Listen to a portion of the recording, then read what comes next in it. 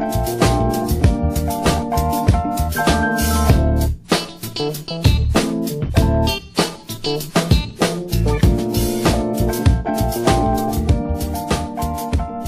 to another episode of Road Scholars Insight.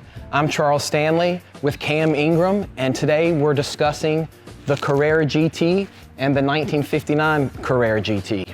Well, how epic is this? We have the two definitive models for Porsche in terms of the Carrera GT model, the original 356A 59 edition of the Carrera GT and a 2004 Ingar's red that just looks proper Carrera GT as well. So we have the legacy bookends, and it's pretty impressive to have these two cars together, Charles. It's kind of a special opportunity. I agree. I particularly love the lighting and how this red gloss jumps, and then how this blue is a bit matted and it shows the wear, it shows the racing heritage as an original example, and how special it is. Yeah, well said. I mean, the 2004, of course, Carrera GT was the proper successor and special enough to really earn the moniker Carrera GT. The 59 edition really started in 58. These are incredibly special cars taken off their production line and transitioned it into race cars. And that was done by adding alloy panels, the front hood, the doors, the engine lid, the aluminum speedster seats. There's no heat in the car, obviously. So you've saved in plexiglass windows as well with the pull straps. And a very simple, lightweight vinyl interior. As well, it has a 692/3A competition motor, so you have 140 horsepower over the stock Carrera GS. So incredible power to weight ratio.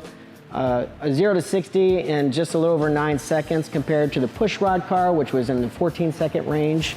So really special cars. They only made 41 of them. This car is pretty world renowned in the sense that it is called the Ice Racer. It was delivered brand new to Simon Bonstrom. He races from 59 to 63. Podium often, it's known as the Ice Racer. It was ice raced in Sweden, among other things, in the GT Swedish Championship, Road Championship. And just an incredibly special car. Just over 13,000 original miles, original paint. And the patina of this car, like you said, the juxtaposition is just so cool. Oh, definitely. Very cool.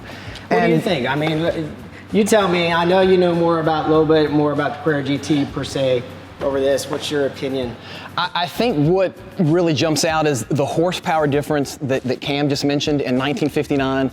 140 to what was the standard? Was it 75? 75. I mean, that's amazing. And that again is what jumps out to me with our 2004 Carrera GT.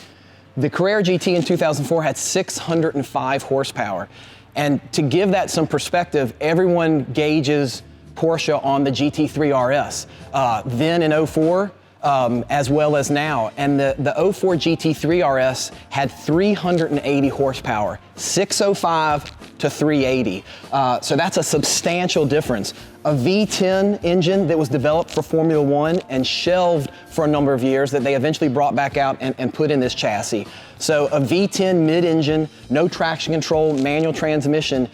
This is just amazing. It's such a driving experience. I think it's also a bit undervalued right now. It's a great opportunity to get into something. There were fewer of these made than a Ferrari F40. There were fewer of these made than the iconic 911, the 1973 Carrera RS. So such a great example, and it is dangerous. It is enticing.